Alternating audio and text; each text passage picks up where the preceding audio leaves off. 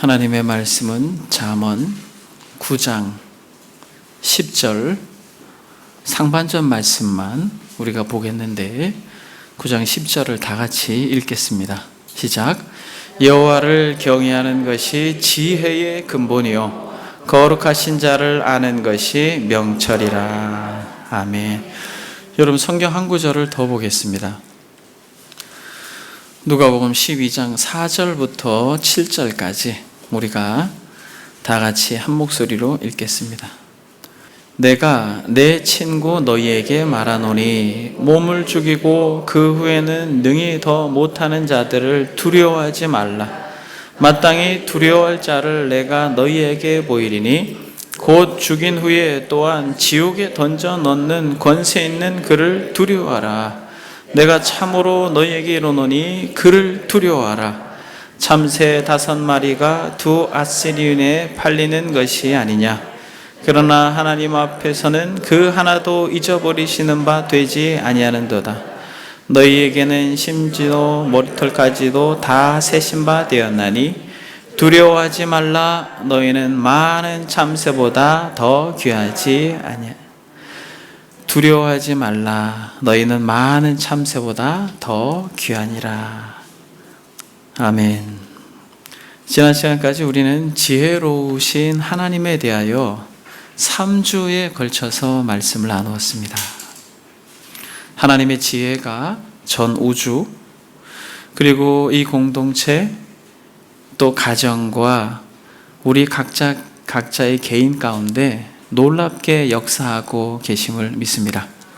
만약 저와 여러분들이 믿음의 눈으로 하나님의 지혜를 바라보며 소망할 때 아무리 우리의 현실이 어렵고 어둡고 암담해도 저와 여러분들이 믿음으로 웃을 수 있을 것입니다. 여러분 혹시 3주에 걸쳐서 드린 말씀을 기억하십니까? 하나님의 지혜가 담긴 3권의 책, 우리가 잠깐 복습을 한번 해보겠습니다. 창조와 섭리와 구속이라고 하는 3개의 책 속에서 하나님의 지혜가 담겨 있다 말씀을 드렸고, 여러분 이 지혜의 궁극적인 목적이 무엇이라고 말씀드렸습니까? 하나님의 영광.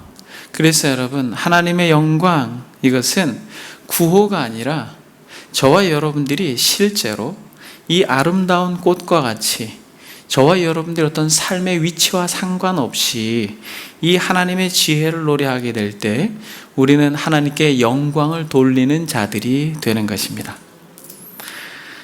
창조 가운데 우리는 그 창조물의 위치, 크기, 역할 속에서, 그리고 다양성과 균형의 아름다움 속에서 우리는 하나님의 창조의 지혜를 볼 수 있다고 말씀드렸고, 그것은 우리 개인에게 우리가 호흡하며 사는 모든 삶의 순간 가운데 여러분들이 2 다리로 이 자리에 와서 건강하게 주를 예배하는 것은 창조의 또 기적이요 그 지혜의 능력인 것을 저와 여러분들이 정말 진심으로 고백할 때 하나님은 여러분들로 인해서 영광 받으실 줄 믿습니다.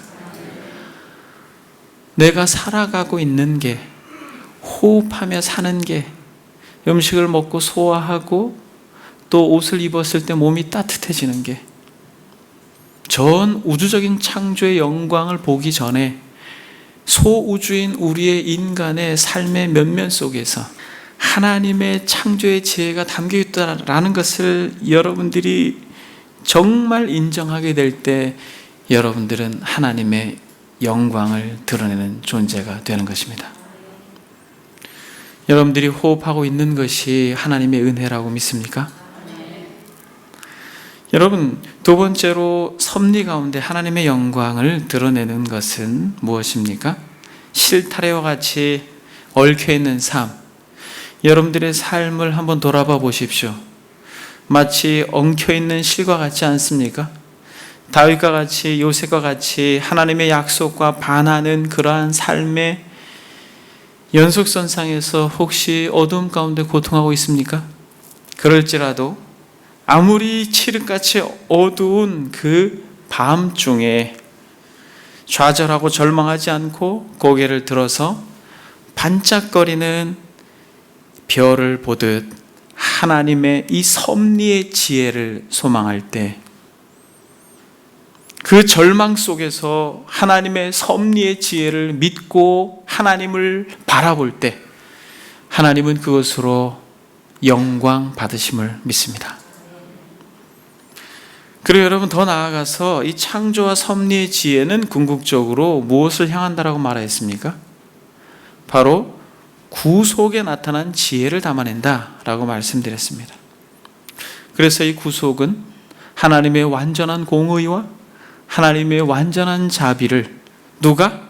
지혜가 개입하여서 충족시킴으로 예수 그리스도의 십자가에서 저와 여러분들을 살리시고 저와 여러분들을 회복하시고 궁극적으로 영광스러운 하나님의 나라로 이끌어 가실 완전한 하나님의 놀라운 구속의 지혜가 담겨 있다는 것을 믿고 모든 것이 하나님의 은혜입니다. 이것이 그저 신앙생활을 하면서 너무나도 익숙하게 들어왔던 단어 은혜, 그래서 그저 입술에서 고백되어지는 것이 아니라 우리의 전 존재론적으로 한량없는 은혜, 갚을 수 없는 은혜, 정말 하나님의 은혜입니다라고 고백할 때, 사랑하는 여러분, 여러분들의 삶의 어떠함을 넘어서서 하나님은 저와 여러분들을 통하여 영광 받으실 줄 믿습니다. 그래서 여러분, 저와 여러분들이 이 하나님의 지혜를 가지고 이 땅을 살아갈 때는 두려울 게 없는 것이에요. 창조와 섭리와 구속 가운데 참으로 하나님의 그 무한한 지혜가 펼쳐 보여지고 우리가 더 지성을 발휘하고 더 인격과 감성적인 그 동기부여가 되어서 하나님과 친밀한 교제 가운데 그분을 더 알아갈 때 여러분, 우리는 이 세상 속에서 두려울 게 없는 것이에요. 그래서 여러분, 저와 여러분들이 이 하늘의 지혜, 이 하나님의 지혜를 풍성히 맛보고 누리는 참된 하늘 백성들이 되기를 바랍니다. 여러분, 그렇게 하나님의 지혜를 풍성히 맛보고 누리려면 어떻게 해야 돼요? 여러분, 어떻게 해야 됩니까? 그렇게 이 지혜를, 우리가 하늘의 지혜를, 이거는 공부해서 배울 수 있는 게 아니에요, 여러분. 이 하늘의 지혜를 풍성하게 누리고 맛볼 수 있는 것을 바로 오늘 지혜자가 잠언에서 이렇게 이야기합니다. 여호와를 경외하는 것이 지혜의 근본이요. 여러분, 한번 따라해 볼까요? 여호와를 경외하는 것이 지혜의 근본이요. 사랑하는 여러분, 하나님의 지혜, 하늘의 지혜를 풍성하게 누리며 살 수 있는 유일한 방법은 하나님을 경외하는 것 외에는 없습니다. 하나님을 경외하는 것 외에는 없어요. 여러분들이 이 땅을 살아가면서 학식이 많은 사람들을 만나기도 합니다. 그리고 재화가 많은 사람들을 만나기도 해요. 그렇게 사회적으로 지위가 높은 사람들을 때로는 만나기도 합니다. 근데 여러분, 공통적으로 느끼는 한 가지가 있어요. 무엇입니까? 아무 그들이 많이 배우고 똑똑한 사람처럼 보여도 하나님을 경외하는 마음이 없으면 어떻게 보여요, 여러분? 지혜로워 보이지 않습니다. 지식이 있어 보이긴 하지만, 그렇게 부유해 보이긴 하지만 지혜로워 보이진 않아요. 그러나 여러분, 많이 배우지 못한 것 같지만, 그러나 그가 진실로 하나님의 말씀을 소중히 여기고 하나님을 경외하는 태도를 보이는 사람들을 만날 때 여러분 어때요? 참 지혜롭다, 참 사랑스럽다.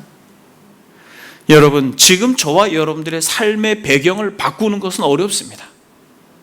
그렇지 않아요? 저와 여러분들의 어떤 사회적 포지션을 바꾸는 건 어려워요. 갑자기 저와 여러분들이 고급 공무원이 될 수는 없습니다. 그리고 많은 재화를 갑자기 우리가 얻을 수는 없는 거예요.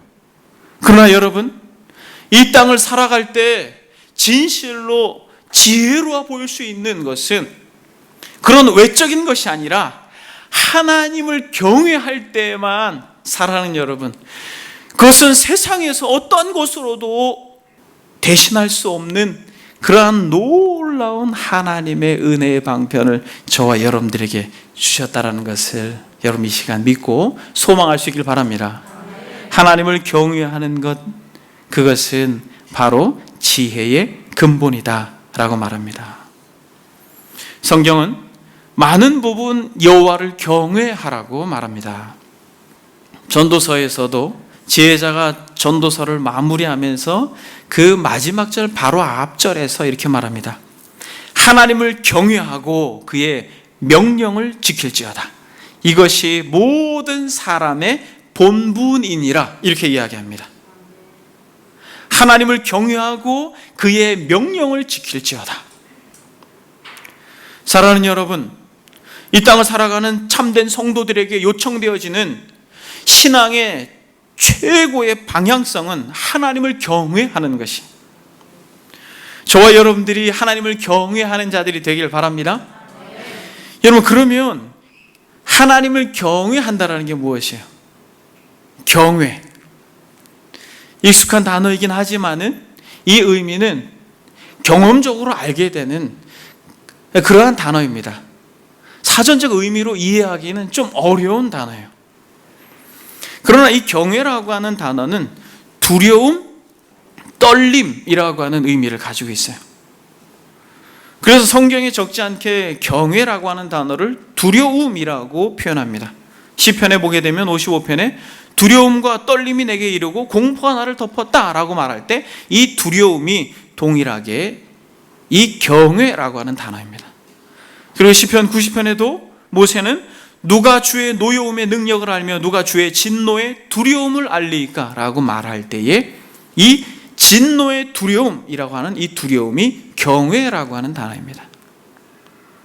그러니까 두려워하다, 떨다라고 하는 것이 경외라고 하는 이 단어에 담겨 있는 거예요. 그러니까 여호와를 두려워하는 자는 지혜의 근본이다라는 거예요.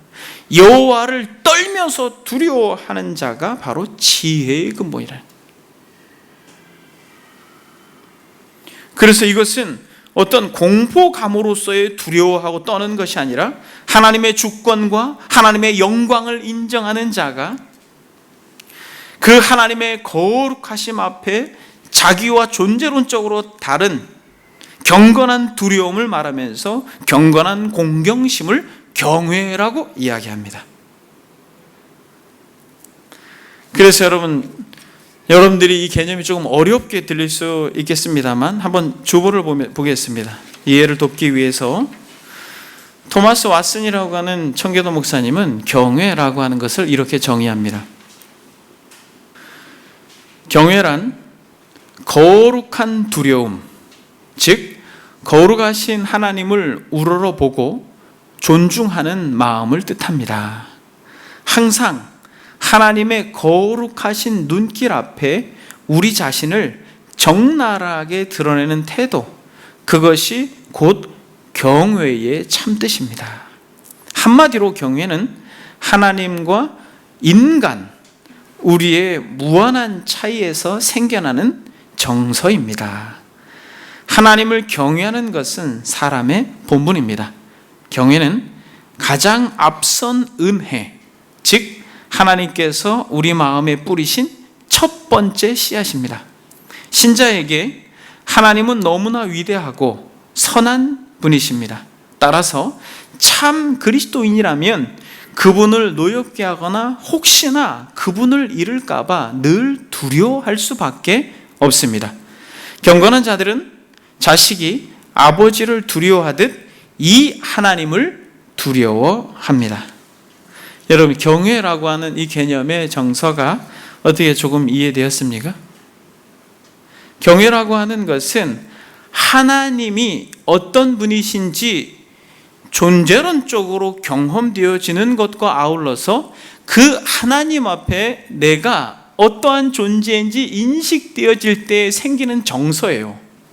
그런데 여러분, 놀라운 것은 교회를 오래 다녔는데 경외심이 없는 사람들이 너무 많아요. 여러분, 이것을 고민하셔야 됩니다. 토마스 왓슨이 뭐라고 말하냐면 경외는 가장 앞섰느라고 말해요. 이것은 뭘 의미하냐면 정말 하나님의 나라를 향하여 가는 진정한 참된 성도, 참된 순례자는 가장 먼저 그의 정서 가운데 전에 없었던, 거듭나기 전에는 없었던 가장 먼저 가지는 정서가 경외심이라는 거예요. 이것이 여러분들에게 어렵게 들리지 않기를 바랍니다. 그런데 여러분, 안타까운 것은 교회에서 직분을 가지고 있는데 하나님을 경외하는 마음이 없는 사람들을 너무 많이 봐요. 여러분, 이걸 어떻게 이해를 하고 이것을 어떻게 해석해야 됩니까? 정직하게 말하면 그들은 순례길을 가는 자들이 아니라 그저 종교적 위안으로 그 자리를 지켜왔던 사람이에요. 그런 부분에 있어서 이 시간, 이 아침에 여러분들의 마음 가운데 하나님을 경외하는 마음이 새롭게 생겨지기를 소망합니다. 여러분, 그들의 삶의 태도를 보면, 또 그가 예배를 드리는 태도라든지 그가 사람들을 대하는 태도라든지 그가 사회에서 살아가는 어떤 삶의 내용들을 볼 때 하나님의 존전 앞에서 그 하나님과 존재론적으로 다른 어떤 그런 개념을 가지고 한낱 먼지요 벌레와 같다라고 하는 인식 속에서, 그러나 그 은혜로 말미암아 하나님의 자녀가 되어 당당하게 이 땅을 살아가게 하셨다라고 하는 그 말할 수 없는 은혜에 감격하여서 경외심을 가지고 살아가는 것을 보지 못하는 거예요. 그냥 자신의 경험에 따라서 교회를 출입하고 자신의 경험에 따라서 사회에서 그렇게 사람들을 대하는 것이에요. 그럼 여러분, 저와 여러분들이 읽은 이 교동문을 한번 보겠습니다. 교동문 45분에도 보게 되면 이 경외라고 하는 단어가 반복하여서 나오는데, 밑에서 두 번째 줄부터 보게 되면 아버지가 자식을 긍휼히 여김같이 여호와께서는 자기를 경외하는 자를 긍휼히 여기시나니 이는 그가 우리의 체질을 아시며 우리가 단지 먼지뿐임을 기억하심이로다. 여러분, 경외하는 자들의 본능적인 어떤 마음의 태도는 하나님 앞에 나는 먼지요, 하나님 앞에 나는 벌레요, 하나님 앞에 나는 마치 잠시 피었다가 지는 꽃이요, 하나님 앞에 나는 아침 안개요 라고 하는 철저한 자신의 존재에 대한 인식과 아울러 존재론적으로 본인과 완전히 다른 그 거룩하신 하나님을 두려워하는 그 태도, 그분이 오늘 밤이라도 내 목숨을 거두실 수 있는 주권자요, 전능자요, 영원하신 분이요, 변함없는 하나님이요 라고 하는 하나님의 이해로 인하여서 생기는 두려움. 그러나 그 두려움이 공포가 아니라 친밀한 사랑에 근거한 두려움으로 하나님을 그렇게 예배하는 태도가 경외심이라는 거예요. 그래서 여러분, 이러한 경외심이 어떨 때 생깁니까? 성경 속에 보게 되면 이러한 경외심으로 참 두려워했던 인물들이 있어요. 하나님께서 모세를 부르십니다. 모세를 부르실 때에 떨기나무 가운데 그 타는 불꽃 앞에서 모세는 두려워해요. 경외심은 하나님의 임재 가운데 생기는 것이에요. 시내산에 올랐을 때에 이스라엘 백성들은 그 시내산 이 밑에서도 두려워했어요. 우레소리와 함께 빽빽한 구름 가운데 이스라엘 백성들은 하나님의 임재로 말미암아 두려워했습니다.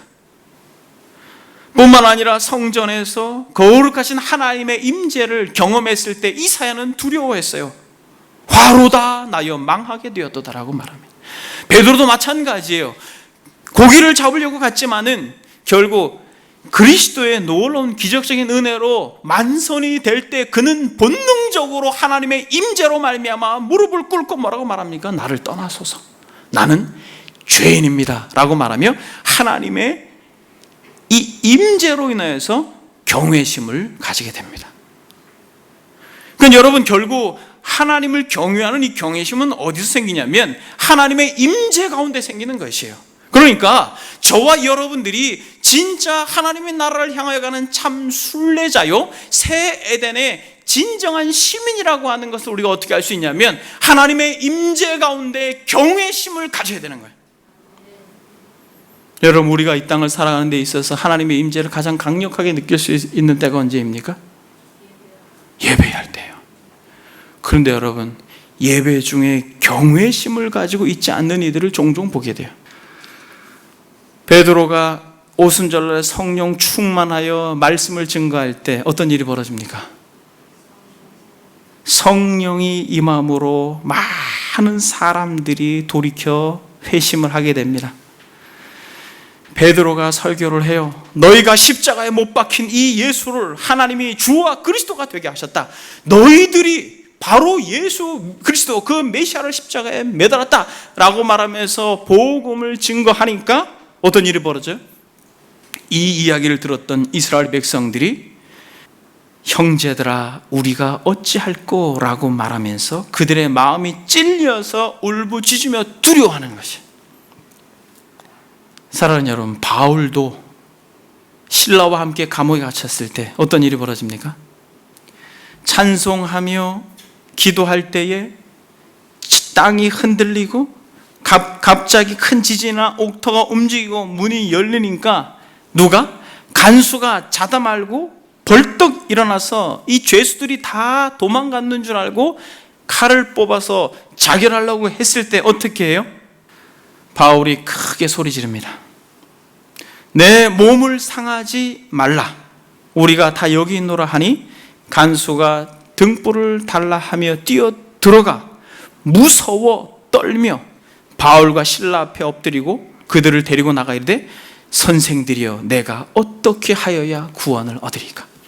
여러분, 이러한 태도가 순례길을 가는 인생들에게 공통적으로 있는 것이, 이 경외심이 어떤 사람은 크고 어떤 사람은 작을 수 있겠습니다만 그러나 예외 없이 모두 다 천성을 향하여 가는 참된 하나님의 백성들은 이 경외심에서부터 진정한 신앙이 시작되는 것이에요. 어찌할꼬? 어떻게 하면 우리가 구원을 얻겠습니까? 라고 하는 이 진정한 두려움과 이 경외심 앞에 먼저 봉착하는 것입니다. 그럴 때 바울이 뭐라고 말합니까? 주 예수 그리스도를 믿어라. 그리하면 너와 내 집이 구원을 얻으리라. 사랑하는 여러분, 이 종의 영으로 말미암아 두려워진 그 마음을 하나님은 양자의 영으로 말미암아 그 두려움을 달래시는 것이에요. 그저 공포심과 같이 종의 영에 매여 율법의 영에 매여 그렇게 하나님의 진노 아래에서 두려워하는 이 두려움을 진정 예수 그리스도의 영, 양자의 영, 그 십자가의 은혜로 말미암아 그 두려움을 진정한 경외심으로 바꾸는 것입니다. 여러분들은 예수 그리스도를 진실로 믿는다라고 말할 때는 이 양자의 두려운 영에서, 율법의 두려운 영에서 양자의 참된 경건한 위로로 나아가는 자들이 된 것입니다. 혹시 여러분들 가운데 거룩한 두려움 가운데 있는 분이 계세요? 제가 사역을 하던 중에 어떤 공동체에서는 이 거룩한 두려움, 즉 어떤 율법의 영에 매여서 굉장히 고통하며 두려워했던 사람들을 적지 않게 만났습니다. 근데 그들이 그것에 머물러 있어요. 하나님은 무서운 분이야. 하나님은 공의로운 분이시고 무서운 분이고 거룩한 분이야. 그것으로 인하여서 율법의 영, 이 종의 영에 매여서 두려워하면서 신앙생활을 하는 이들이 있습니다. 그러나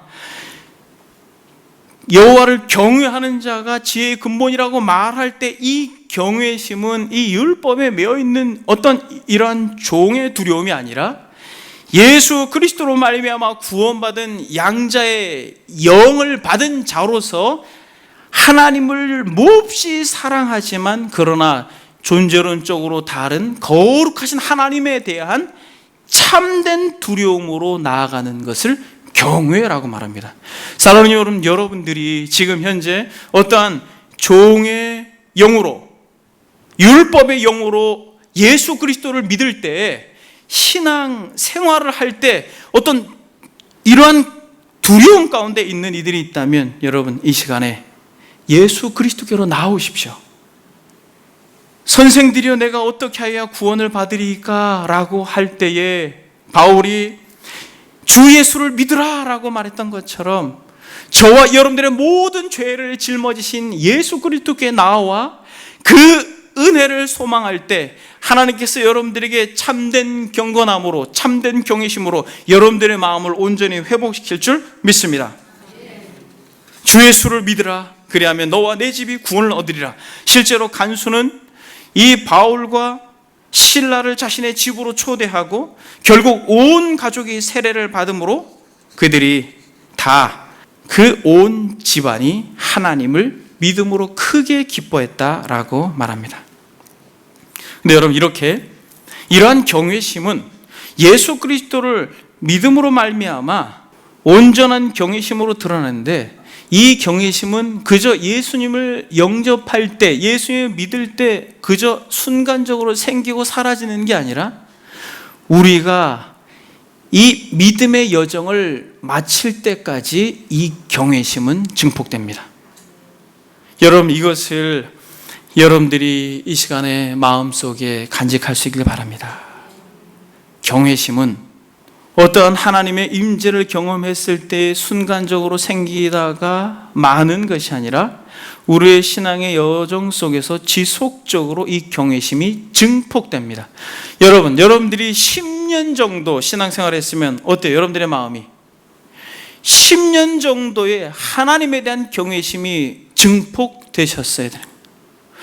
여러분들이 20년 동안 지금 예수 그리스도를 믿음으로 신앙생활을 했다면 20년 동안의 이 신앙의 여정 속에서 여러분들이 하나님을 경외하는 이 경외심, 두렵고 떨림으로, 그러나 그를 진실로 사랑하는 마음이 증폭되어졌어야지 정상인 것이에요.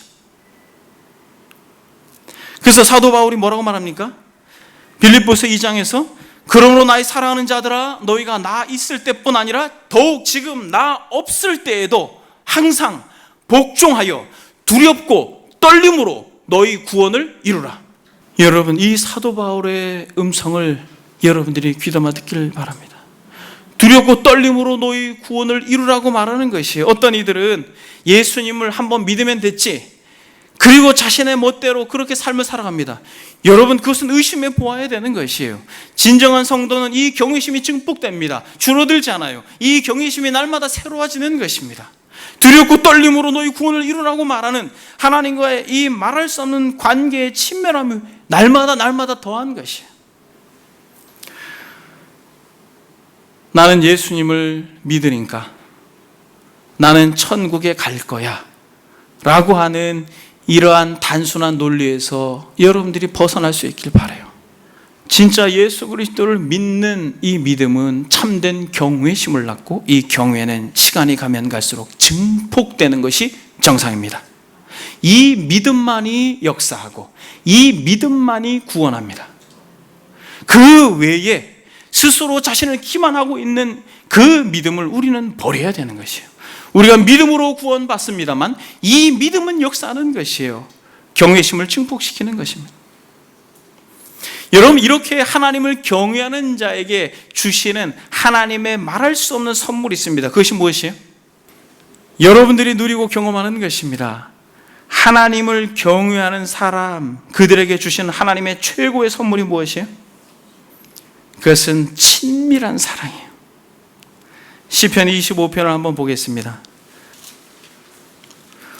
시편 25편을 보면 다윗이 이렇게 노래합니다. 14절, 여호와의 친밀하심이 그를 경외하는 자들에게 있으며 그의 언약을 그들에게 보이시리로다. 보십시오, 여러분. 사랑하는 여러분, 더 그리스도와 친밀한 교제를 누리고 계십니까? 더 주님을 사랑하고 더 주님의 덕을 기리고 우리가 찬송가를 늘 예배 중에 부르는 그 예수 그리스도를 더욱 사랑하고 세상에 우리의 영적인 눈을 가리고 있던 많은 것들이 거두어지고 더 신앙의 여정이 깊어지면 깊어질수록 다른 것이 아니라 그리스도를 향한 그 사랑이 더 친밀해지고 더 부유해지고 더 풍성해지십니까? 만약 그렇다면 여러분들은 진정한 경외심을 가지고 하나님의 나라를 향하여 가는 참된 순례자들입니다. 여러분, 이러한 친밀함을 누렸던 대표적인 인물이 있습니다. 누구입니까? 다니엘은 이방 땅에 끌려갔습니다. 그러나 이방 땅의 왕 다리오의 사랑을 너무너무 많이 받습니다. 대표적인 하나님을 경외하는 인물이죠. 근데 다리오 왕의 사랑을 너무 받으니까 어떤 일이 벌어져요? 시기하는 것입니다. 사람들이 시기해요. 그래서 이 사람들이 어떻게 하면 이 다니엘을 올무에 걸리게 할까라고 고민 끝에 어떤 일을 벌입니까? 다리오 왕 외에 다른 신에게 기도하면 사자굴에 넣어버립시다. 그렇게 마치 왕을 위하는 것처럼 제안을 하고 이것이 법으로 제정됩니다. 어떻게 된다고요? 법으로 제정이 돼요. 다리오는 이 사실을 뒤늦게 알지만은 이 법을 뒤바꿀 수가 없는 것이에요. 시기하는 사람들이 다니엘이 여전히 전과 같이 흐트러짐 없이 예루살렘을 향하여서 그렇게 기도하는 것을 목격하고 고발하자 어떻게 됩니까? 다니엘은 붙잡혀서 사자굴에 들어갑니다. 그러나 하나님의 천사가 사자들의 입을 봉하고 결국 다니엘을 시기했던 사람들을 벌하시면서 하나님께서 다니엘을 향한 친밀한 사랑을 드러냅니다. 사랑하는 여러분, 진실로 저와 여러분들이 이전보다 더욱 진실하게 하나님을 경외하는 자들 되길 바랍니다. 여러분들이 해왔던 어떤 예배의 태도와 여러분들이 해왔던 어떤 삶의 태도들을 한번 여러분들이 멈춰서 한번 새롭게 정리하셔야 되는 것이에요. 더 나아져야 되는 것입니다. 이 경외심이 더 증폭되어져야 되는 거예요. 이 하나님의 친밀한 사랑이 여러분들에게 더 풍성하게 누려져야 되는 것이에요. 그래서 이 시인이 뭐라고 말합니까? 내 영혼을 지키며 나를 구원하소서. 내가 주께 피하오니 수치를 당하지 않게 하소서. 내가 주를 바라오니 성실과 정직으로 나를 보호하소서. 하나님이여 이스라엘을 그 모든 환난에서 속량하소서. 하나님이여 이 나라 이 민족을 이 모든 환난에서 속량하소서. 여호와를 경외하는 자들, 사람을 두려워하지 아니하고 환경을 두려워하지 아니하고 그 어떠한 것을 두려워하지 아니하고 여호와를 경외하는 자들, 하나님을 두려워하는 자들은 이렇게 기도할 수 있는 것이에요. 사랑하는 여러분, 두려워하지 마십시오. 사람이든 세상이든 어떤 환경이든 악법이든 무엇이든 여러분 두려워하지 마십시오. 그리고 하나님께 이렇게 기도하십시오. 내 영혼을 지켜 나를 구원하소서. 내가 주를 바라오니 성실과 정직으로 나를 보호하소서. 하나님이여 이스라엘을 그 모든 환난에서 속량하소서. 여러분, 이처럼 시간이 가면서 정말 하나님을 경외했던 인물이 또 하나 있습니다. 그래서 하나님과 친밀한 교제를 누렸던 인물이 또 있어요. 누굽니까? 아브라함은 하나님의 부르심을 받아서 본토 친척 아비집을 떠났지만은 그러나 늘 그 마음속에 두려운 마음이 있었어요. 죽음에 대한 두려움, 사람에 대한 두려움, 늘 두려운 마음이 있었어요. 그래서 애굽으로 갔을 때는 애굽 왕 바로를 두려워하고 그랄 땅으로 갔을 때는 아비멜렉을 두려워해서 아내를 누이라고 속였습니다. 그러나 사랑하는 여러분, 시간이 한참 지나면서 하나님은 아브라함을 성숙시키고, 그러므로 결국 하나님이 아브라함을 테스트하실 때에 너의 사랑하는 내 독자 그 이삭을 모리아 산에 가서 번제로 드리라고 할 때 어떻게 합니까? 아브라함이 아침 일찍 일어나서 그 하나님의 말씀 앞에 경외심을 가지고 두려워함으로 그 말씀을 순종합니다. 그래서 성경은 이렇게 말합니다. 사자가 이르시되 그 아이에게 내 손을 대지 말라. 그에게 아무 일도 하지 말라. 내가 내 아들 내 독자까지도 내게 아끼지 아니하였으니 내가 이제야 내가 하나님을 경외하는 줄을 아노라. 내가 이제야 내가 하나님을 경외하는 줄을 아노라. 하나님께서 여러분들에게 내가 이제야 사랑하는 아무개 집사야, 아무개 권사야, 아무개 성도야, 이제야 내가 하나님을 경외하는 줄을 아노라라고 하는 음성을 저와 여러분들이 들을 수 있길 바랍니다. 저와 여러분들을 위하여 이렇게 이삭과 같이 십자가에서 번제로 드려주신 우리 주님이 뭐라고 말합니까? 저와 여러분들의 주인님께서 뭐라고 말해요? 두려워하지 말라. 너희는 많은 참새보다 귀하니라. 여러분, 우리 주님께서 두려워하지 말라라고 말해요.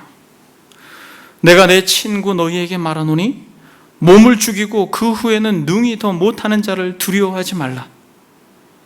마땅히 두려워할 자를 내가 너희에게 보리니 곧 죽인 후에 또한 지옥에 던져 넣은 권세 있는 그를 두려워하라. 내가 참으로 너희에게 이르노니 그를 두려워하라. 사랑하는 여러분, 우리 주님께서 두려워하지 말라고 말합니다. 여러분, 동일한 이 말씀이 마태복음 10장에도 나옵니다. 몸은 죽여도 영혼은 능히 죽이지 못하는 자들을 두려워하지 말고 오직 몸과 영혼을 능히 지옥에 멸할 자를 두려워하라고 말해요. 사람을 두려워하지 말라고 말합니다. 환경을 두려워하지 말라고 말해요. 여러분, 우리 주님께서 두려워하지 말라고 말합니다. 그 이유는 무엇이에요? 진짜 두려워할 자가 있다는 것이에요. 사람도 환경도 그 어떠한 것이 아니라 진짜 두려워할 자가 있다는 것이에요. 몸을 죽이는 사람을 두려워하지 말고 몸과 영혼을 능히 지옥에 멸할 자를 두려워하라는 것입니다. 여러분, 하나님의 임재를 경험한 사람들이 공통적으로 느끼는 것은 무엇이냐면 이 영원하신 하나님이 반드시 심판할 것이다라고 하는 것에 대한 두려움이에요. 그러나 예수 그리스도를 믿는 저와 여러분들은 이 심판에서도 자유한 것입니다. 그래서 이 땅을 살아갈 때 우리를 두렵게 하는 그 어떠한 세상의 요소들로 인하여 두려워하지 말고 죽음 넘어서까지 우리의 모든 삶을, 우리의 영혼까지 책임지시는 누구를? 하나님을 두려워하라는 거예요. 여러분, 주님이 왜 하나님을 두려워하라고 말합니까? 이 말씀을 할 때 제자들은 너무 두려웠어요. 여러분, 한번 성경을 보겠습니다. 마태복음을 한번 보겠습니다. 너무 두려웠어요. 여러분, 마태복음 26절에도 보게 되면 10장 26절 그런즉 그들을 두려워하지 말라 계속 반복해서 말합니다. 그러면서 28절에도 몸은 죽여도 영혼은 능히 죽이지 못하는 저들을 두려워하지 말고 오직 몸과 영혼을 능히 지옥에 멸하실 수 있는 이를 두려워하라. 참새 2마리가 한 아사리온에 팔리지 않느냐? 그러나 너희 아버지께서 허락하지 아니하시면 그 하나도 땅에 떨어지지 아니하리라. 너희에게 머리털까지 다 세신 바 되었나니 두려워하지 말라. 너희는 많은 참새보다 귀하니라. 아멘. 두려워하지 말라. 너희는 많은 참새보다 귀하니라. 누구든지 사람 앞에서 나를 시인하면 나도 하늘에 계신 내 아버지 앞에서 그를 시인할 것이요 누구든지 사람 앞에서 나를 부인하면 나도 하늘에 계신 내 아버지 앞에서 그를 부인하리라. 예수 그리스도를 믿고 따라가는 제자들이 예수 그리스도를 믿음으로 말미암아 그렇게 이 세상 속에서 경험되어지는 말할 수 없는 불이익과 아픔과 괴로움, 고통 때문에 또 정치인들, 종교 지도자들 때문에, 미워하는 이들 때문에, 시기하는 이들 때문에 마치 다니엘과 같이 그렇게 궁지에 몰리는 상황 가운데 두려워하는 제자들을 향하여서 그렇게 말합니다. 그들이 기껏 해봐야 너희들 몸밖에 죽이지 않겠느냐. 그러나 진짜 두려워해야 될 몸과 영혼을 능히 지옥에 멸할 하나님을 두려워하라 라고 말합니다. 제자들은 권세자들이 두려웠고, 상황이 두려웠고, 종교 지도자들이 두려웠고, 모든 것들이 두려웠습니다. 주님이 말해요. 두려워하지 말라는 것이. 여러분, 존 프라벨이라고 하는 청교도 목사님이 뭐라고 말합니까? 사람은 주님을 두려워할 때 악을 떠나지만 인간을 두려워할 때 악과 동행합니다. 여러분, 역사 속에 무수히 많은 그리스도인들이 정치적인 말할 수 없는 핍박과 압박 가운데에서도 이 존 프라벨과 같이 마치 이 말씀을 붙들고 그 현 시대를 믿음으로 살아냈습니다. 그들이 기껏해 할 수 있는 것은 우리의 몸을 죽이는 것뿐이다. 그러나 몸과 영혼을 능히 지옥에 멸할 자들을, 영원히 우리의 영혼을 책임질 자를 두려워해라 라고 말합니다. 사람은 주님을 두려워할 때 악을 떠나지만 인간을 두려워할 때 악과 동행합니다. 여러분, 혹시 여러분들이 지금 현재의 우리가 살아가는 삶의 현장 가운데 두려워하는 그 무엇으로 인하여서 소명을 잃어버린 것이 있지 않습니까? 여러분들이 현재 경험되어진 이 삶의 한복판에서 그것이 사람이든 상황이든 무엇이든 그것으로 인하여서 여러분들에게 주어진 사명과 소명을 잃어버리지 않으셨습니까? 여러분, 주의 음성을 들으십시오. 진정한 경외함으로 나아가십시오. 마땅히 두려울 자를 내가 너희에게 보리오니 곧 죽인 후에 또한 지옥에 던져 넣는 권세 있는 그를 두려워하라 라고 말합니다. 몸은 죽이고 그 후에 능히 더 못할 자들을 두려워하지 말라고 말합니다. 현재 우리가 살아가고 있는 이 세상은 그렇게 밝지만은 않습니다. 악하고 음란한 세대를 우리가 살아가고 있습니다. 그러므로 이 땅을 살아가는 적지 않은 많은 현대인들은 두려운 정서와 함께 같이 살아가는 것이에요. 공포감을 느끼면서 많은 사람들이 현재 하루하루를 살아갑니다. 사람에 대한 두려움, 환경에 대한 두려움, 죽음에 대한 두려움, 미래에 대한 두려움, 우리의 지금의 현재 인간사는 공포와 두려움이라고 말해도 지나치지 않습니다. 정말 많은 사람들이 믿는 자든 믿지 않는 자든 이 공포와 두려움이라고 하는 것으로 그렇게 정신세계를 빼앗겨 있는 시대입니다. 성결대학교 기독교 상담학 교수는 이 공포의 종류를 이렇게 말합니다. 인간이 느끼는 공포의 종류는 매우 다양하지만 대표적으로 높은 곳에서 대한 두려움으로 고소 또는 고층 공포, 넓은 곳에 대한 두려움으로 광장 공포, 이 성인의 5.9%라고 말합니다. 좁은 장소나 갇혀 있을 때 느끼는 두려움으로 폐소 공포, 어두운 장소에 대한 두려움으로 암흑 공포, 그리고 죽음 공포, 시체 공포, 대인 공포 또는 정명 공포, 사회 공포, 동물 공포, 항공 공포, 공황, 혈액, 독처, 건강 염려증, 불결 공포, 이외에도 고통 공포, 물 공포 등 약 250여 가지나 되는 공포증이 있다고 하지만 공포라는 용어 앞에 붙을 수 있는 서술적 용어와 그 대상은 250여 가지뿐 아니라 셀 수 없이 많이 있을 수 있습니다. 그러면서 뭐라고 말하냐면, 심지어 만약에 어떤 사람이 종이에 대하여 두려움을 가지고 있다면 종이 공포라고 말할 수 있다는 거예요. 250여 가지가 훨씬 넘는다는 것입니다. 이게 현대 사회가 가지는 심리적 정서입니다. 그런데 여러분, 지금 저와 여러분들이 살고 있는 이 시대는 바이러스로 인해서 더 말할 수 없는 공포와 두려움 가운데 휩쓸려 있는 것이.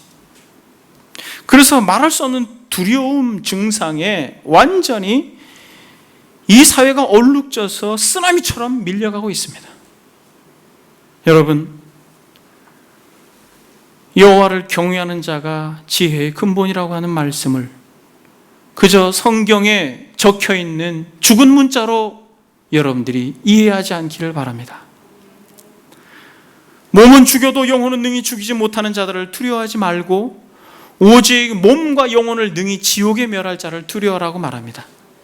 진실로 저와 여러분들이 바로 이런 때일수록 하나님을 경외하는 것이 무엇인지, 하나님을 진실로 경외하는 것이 무엇인지 저와 여러분들이 살아가는 삶의 한복판에서 선포해야 할 때입니다.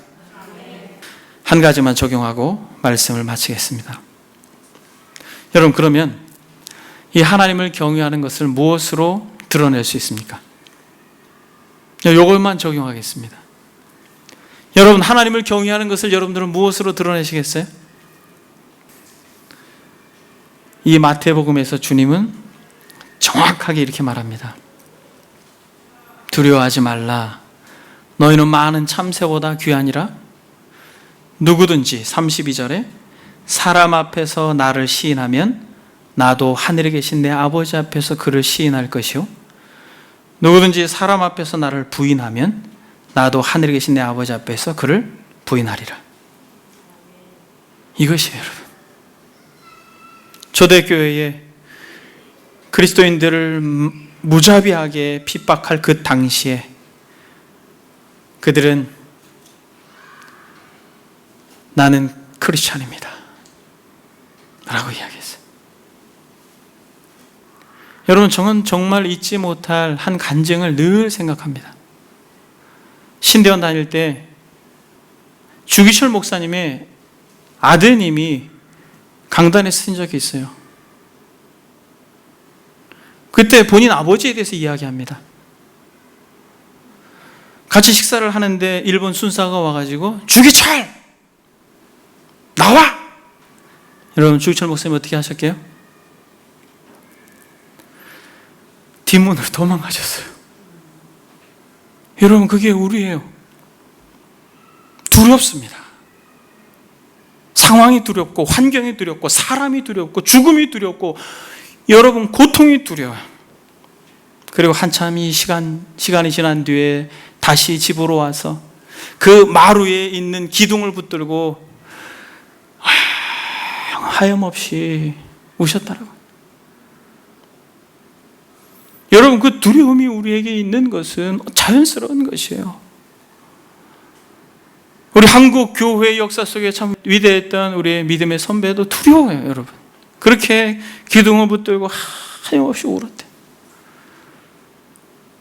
그리고 다시 일본 순사가 와서 소리치며 주기철 목사님을 찾을 때 목사님이 당당하게 문을 열고 그 순사들에게 이끌려서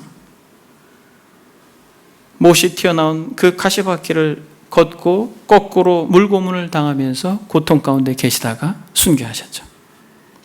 여러분, 아무리 위대한 신앙인도 두려운 것이에요. 아무리 믿음이 있는 자들도 두려운 것이에요.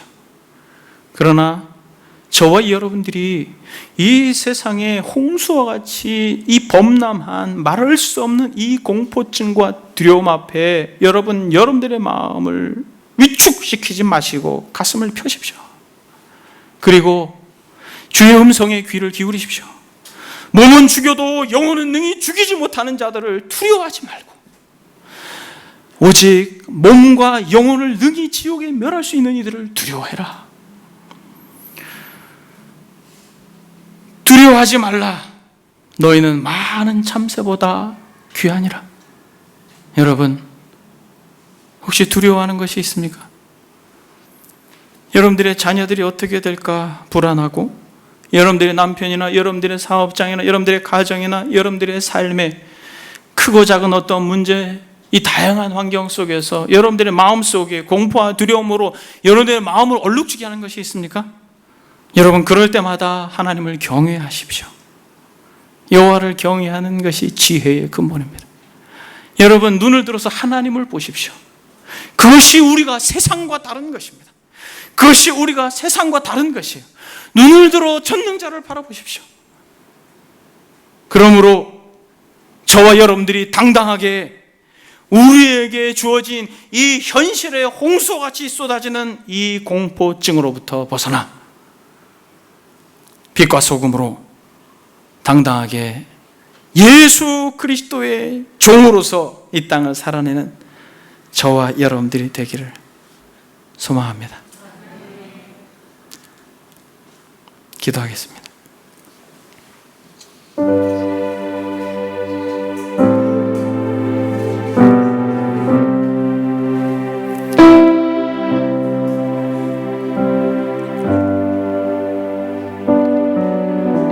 여러분, 이 시간에 같이 기도하겠습니다.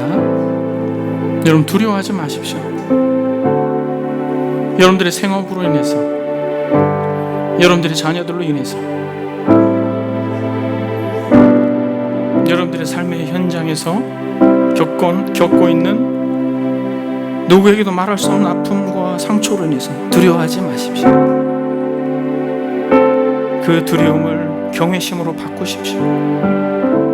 그렇다면 하나님이 기억하실 것입니다. 여호와의 친밀한 사랑이 그를 경외하는 자에게 있다라고 말합니다. 이 시간에 기도할 때 만약 그 어떠한 것으로 두려운 마음이 있다면 주님, 이 두려운 마음을 거두어 주시고 하나님을 경외하는 마음으로 바꿔 주십시오. 그렇게 이 시간 기도합시다. 기도합니다.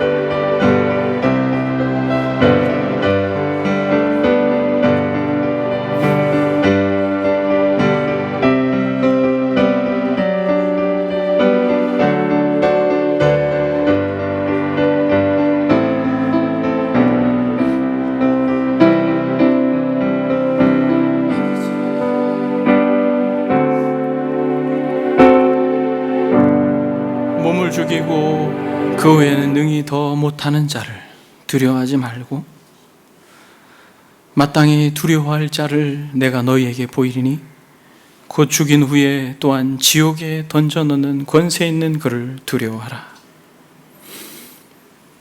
하나님 아버지, 참새보다 귀하니라 말씀하신 그 음성을 우리가 마음에 간직하고 이 공포가 범람하는 세상 한복판으로 나아가 빛으로 살기로 결단하는 사랑하는 권속들을 위로하여 주옵소서. 누구든지 사람 앞에서 나를 시인하면 나도 하늘에 계신 내 아버지 앞에서 그를 시인할 것이요, 누구든지 사람 앞에서 나를 부인하면 나도 하늘에 계신 내 아버지 앞에서 그를 부인하리라. 주님, 먼지와 같고 아침 안개와 같이 그렇게 참 보잘것없는 자들을 부르셔서 영존하신 아버지의 아들로 참으로 영원하신 하나님의 자녀로 불러주사 그렇게 이 땅을 구별되게 살게 하시니 감사합니다. 주님, 우리에게 가지고 있는 모든 공포와 두려움들을 거두시고 온전히 하나님을 경외함으로 세상과 구별된 자로 이 땅을 살아갈 수 있도록 하나님께서 진정한 경외함을 우리 가운데 허락하여 주옵소서. 사랑하는 권속들 모두 다 주어진 한 주의 삶 가운데에도 어떠한 공포와 두려움 가운데 주님께서 그저 두지 마시고 천군 천사 호위하시고 성실과 정직으로 지켜 보호하여 주옵소서. 감사드리며 예수님의 이름으로 기도드립니다. 아멘.